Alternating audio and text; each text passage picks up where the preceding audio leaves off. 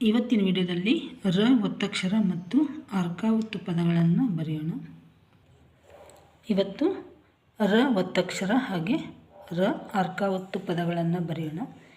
ಮೊದಲನೆಯದಾಗಿ ರ ಒತ್ತಕ್ಷರದ ಪದಗಳನ್ನು ಬರೆಯೋಣ. ಈಗ ಮುದ್ರೆ,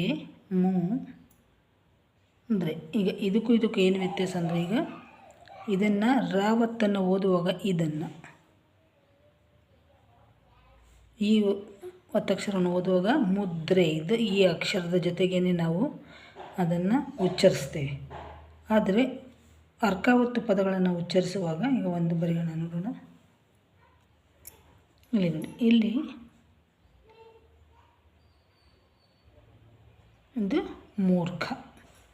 ಇಲ್ಲಿ ರ ಅನ್ನು ಓದುವಾಗ ದೇ ಜೊತೆಗೆ ಮುದ್ರೆ ಇದರ ಜೊತೆಗೆ ಬರೆದಿದ್ವಿ. ಆದರೆ ಇಲ್ಲಿ ಅರ್ಕ ಒತ್ತು ಪದಗಳನ್ನು ಓದುವಾಗ ಮೂರ್ಖ, ಮೊದಲು ರ ಇದನ್ನು ಮೂರ್ಖ ಇದನ್ನು ಓದಿದ ನಂತರ ಇದನ್ನು ಓದುವುದು ನೋಡಿ. ಇದರಲ್ಲಿ ಹಾಗೆ ಶ್ರದ್ಧೆ, ಶಗೆ ರ ಒತ್ತು, ಶ್ರದ್ಧೆ ಇದರ ಜೊತೆಗೆ ನಾವು ಉಚ್ಚರಿಸ್ತೀವಿ. ಈಗ ಅದರ ಜೊತೆಗೆ ಶ್ರದ್ಧೆ ಅಂತ ನಾವು ಉಚ್ಚರಿಸ್ತಾ ಇದ್ದೀವಿ ಅಂದಾಗ ಶ ಕೆಳಗಡೆನೆ ರ ಬರಬೇಕು. ಈಗ ಮತ್ತೊಂದು ಪದ ಹೇಳ್ತೀನಿ. ಉಗ್ರ ಹೇಗೆ ಬರೆಯೋದು? ಉಗ್ರ ನಾವೇನು ಮಾಡ್ತಾಯಿದ್ದೀವಿ, ಓ ಹೇಳ್ತಾ ಇದ್ದೀವಿ, ಗ ಮತ್ತು ರ ಜೊತೆಗೆ ಉಚ್ಚರಿಸ್ತಾ ಇದ್ದೀವಿ, ಆದ್ದರಿಂದ ಉಗ್ರ. ಹಾಗೆ ಪತ್ರ, ಪ ತ ಗೆ ರ ಒತ್ತು, ಪತ್ರ ಒತ್ತಿಗೆ ನಾವು ಉಚ್ಚರಿಸುವಾಗ ಅದನ್ನು ಜೊತೆಗೆ ಬರೆದು ಬಿಡೋದು, ಪತ್ರ. ಶ್ರಮ, ಶ್ರಮಗೆ ಮೊದಲು ಶ ರ ಒತ್ತು, ಶ್ರಮ.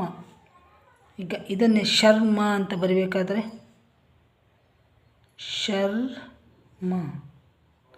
ಶರ್ಮ ಇದನ್ನು ಓದಿದ ನಂತರ ಇದನ್ನು ಓದಿ, ಇದೆರಡಕ್ಕೂ ವ್ಯತ್ಯಾಸ ಗೊತ್ತಾಯಿತು ಅಂತ ಅಂದ್ಕೊಳ್ತೇನೆ.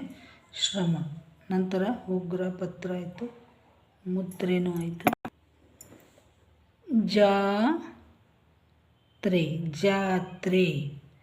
ತ್ರಿವಿಕ್ರಮ, ತಿ ರ ಒತ್ತು, ವಿ ಮತ್ತು ಕ್ರ ಬರೆಯುವಾಗ ಕಗೆ ರ ಒತ್ತು, ಮ, ತ್ರಿವಿಕ್ರಮ ಒಟ್ಟಿಗೆ ಉಚ್ಚರಿಸ್ತಾ ಇದೀವಿ, ಅದರಿಂದ ರ ಒತ್ತು ಕೆಳಗಡೆ ಬರೆದು ಬಿಡೋದು.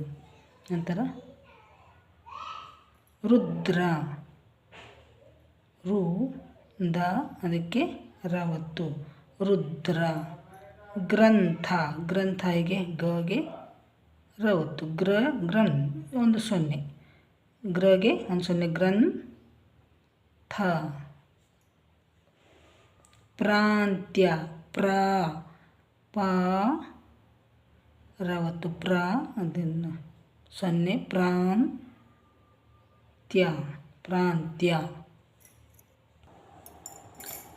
ಚಂದ್ರ, ಚಗೆ ಒಂದು ಸೊನ್ನೆ, ಚಂದಗೆ ರ ಒತ್ತು, ಚಂದ್ರ. ನಂತರ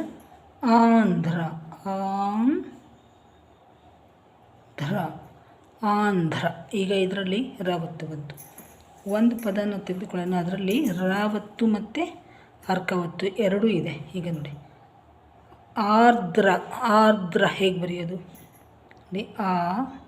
ಇಲ್ಲಿ ಮೊದಲು ಅರ್ಕ ಒತ್ತನ್ನು ಹೇಳ್ತಾ ಇದ್ದೀವಿ, ನಂತರ ರ ಒತ್ತನ್ನು ಹೇಳ್ತಾ ಇದ್ದೀವಿ. ಆರ್ದ್ರ ಹೇಗೆ, ಇದು ಆಂಧ್ರ ಆಯಿತು, ಧ ಕೆಳಗೆ ರ ಒತ್ತು, ಆಂಧ್ರ.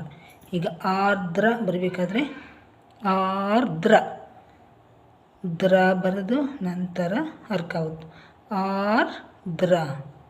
ಸೊ ಎರಡೂ ಒಟ್ಟಿಗೆ ಬಂದಾಗ ಮೊದಲು ಇದನ್ನು ಹೇಳಿ ನಂತರ ಇದನ್ನು ಉಚ್ಚರಿಸಬೇಕು, ಆರ್ದ್ರ. ಹಾಗೆ ಚಿತ್ರದುರ್ಗ ಇನ್ನೊಂದು ಬರ್ತದೆ, ಚಿತ್ರದುರ್ಗ, ದುರ್ಗ ಇದರಲ್ಲಿ ತಗೆ ಕೆಳಗಡೆ ರ ಒತ್ತು ಬಂತು, ಚಿತ್ರ. ಇಲ್ಲಿ ಗ ನಂತರ ಇದೆ, ಆದ್ದರಿಂದ ದುರ್ಗ. ಅರ್ಕ ಒತ್ತನ್ನು ಮೊದಲು ಹೇಳಿ ನಂತರ ಈ ಅಕ್ಷರವನ್ನು ಹೇಳೋದು, ಚಿತ್ರದುರ್ಗ. ಮತ್ತೊಂದು ಪದ ಬರೆಯಿರಿ, ಅರ್ಥ ಬರಬೇಕಾದ್ರೆ ನಂತರ ಅರ್ಕ ಒತ್ತು, ಅರ್ಥ. ವರ್ಣ ನ ಬರೆದು ಅರ್ಕ ಒತ್ತು, ವರ್ಣ. ಪಾರ್ಕ್, ಪ ಅರ್ಧ ಕ ಅರ್ಕ ಒತ್ತು ಪಾರ್ಕ್ ಪಾರ್ಕ್. ನೆಕ್ಸ್ಟ್ ನರ್ಮದಾ ಹೀಗೆ ಬರೆಯೋದು. ಮಕ್ಕಳು ಏನು ಮಾಡ್ತಾರೆ, ನರ್ಮದಾ ಅಂತ ಹೇಳಿದ್ರೆ ನ ಮಗೆ ರಾವತ್ತು ದ ನರ್ಮದಾ ಅಂತ ಬರೀ ಅಂದರೆ ಈ ಥರ ಬರೀತಾರೆ, ಆದರೆ ಅದು ತಪ್ಪು.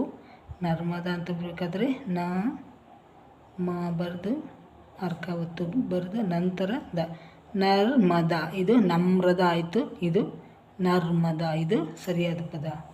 ಹಾಗೆ ಶಾರ್ವರಿ ಶ ವ ಅರ್ಕ ಒತ್ತು ರಿ, ಇದನ್ನೇ ಓದೋದು ಶಾರ್ವರಿ ಶಾರ್ವರಿ ಶಾರ್ವರಿ. ಆರ್ಥಿಕ ಆರ್ಥಿಕ ಹೇಗೆ ಬರೆಯೋದು, ಆ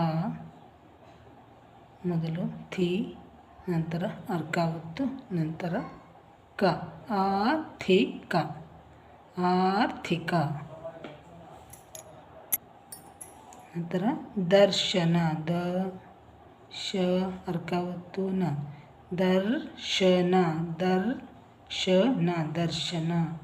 ವರ್ಷ ಹೇಗೆ ಬರೆಯೋದು, ವ ಶ ಬರೆಯೋದು, ಅದಕ್ಕೆ ಅರ್ಕ ಒತ್ತು ವರ್ಷ ವರ್ಷ. ನಂತರ ಕರ್ಕ ಕ ಕ ಅರ್ಕ ಒತ್ತು ಕರ್ಕ ಕರ್ಕ. ನಂತರ ಗರ್ವ ಗರ್ವ ಗ ವ ಅರ್ಕ ಒತ್ತು ಗರ್ವ. ಎಷ್ಟು ಸುಲಭವಾಗಿದೆ ಅಂತ ಅನಿಸುತ್ತಲ್ವ. ಚ ಮ ಅರ್ಕ ಒತ್ತು ಚರ್ಮ ಚರ್ಮ. ಪಾರ್ಲಿಮೆಂಟ್ ಹೇಗೆ ಬರ್ತೀರಾ, ಪಾರ್ಲಿ ಪಾರ್ಲಿಮೆಂಟ್ ಪಾರ್ಲಿಮೆಂಟ್.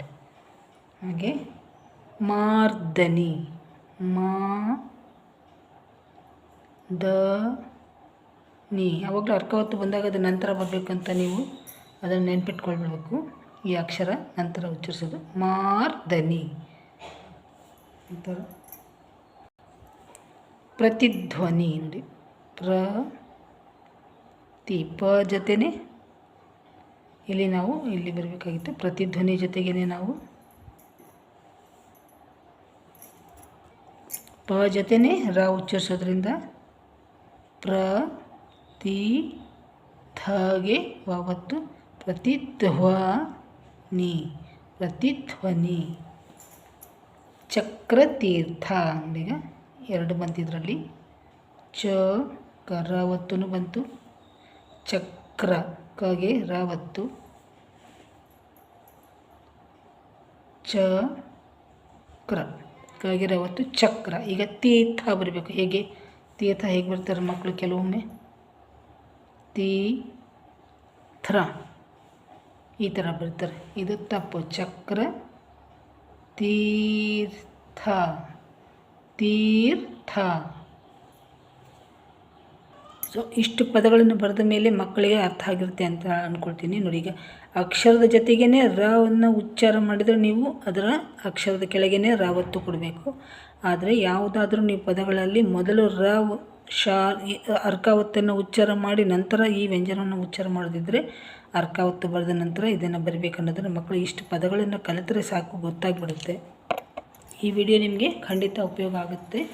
ನಿಮಗೆ ಇನ್ನೂ ಹೆಚ್ಚಿನ ವಿಡಿಯೋಗಳು ಕನ್ನಡ ಮತ್ತು ಇಂಗ್ಲೀಷ್ ಹಿಂದಿ ಬಗ್ಗೆ ಪ್ರಾರಂಭಿಕ ಕಲಿಕೆಯ ಬಗ್ಗೆ ಬೇಕಾಗಿದ್ದರೆ ಡಿಸ್ಕ್ರಿಪ್ಷನ್ ನೋಡಿ, ಅದರಲ್ಲಿ ಬಹಳಷ್ಟು ವಿಡಿಯೋಗಳನ್ನು ನಾನು ಅಪ್ಲೋಡ್ ಮಾಡಿದ್ದೀನಿ. ಅದರಲ್ಲಿ ಮಕ್ಕಳು ಕನ್ನಡ ಕಾಗುಣಿತ ಅಕ್ಷರಗಳನ್ನು ವರ್ಣಮಾಲೆ ಕಾಗುಣಿತ ಸಹ ಇಂಗ್ಲೀಷ್ನಲ್ಲಿ ಕಲಿಬಹುದು. ಹಾಗೆ ಇಂಗ್ಲೀಷ್ ಬೇಸಿಕ್ ಗ್ರಾಮರ್ ಅದರ ಬಗ್ಗೆ ಕೂಡ ಕೆಲವು ವೀಡಿಯೋಸ್ಗಳಿದೆ. ಹಾಗೆ A to Z ಅಕ್ಷರಗಳನ್ನು ಹೇಗೆ ಓದುವುದು ಮಕ್ಕಳು, ಹಾಗೆ 2 ಅಕ್ಷರ 3 ಅಕ್ಷರ ಪದಗಳನ್ನು ಇಂಗ್ಲೀಷ್ನ ಪದಗಳನ್ನು ಹೇಗೆ ಓದುವುದು ಅದರ ಬಗ್ಗೆ ಕೂಡ ಇದೆ.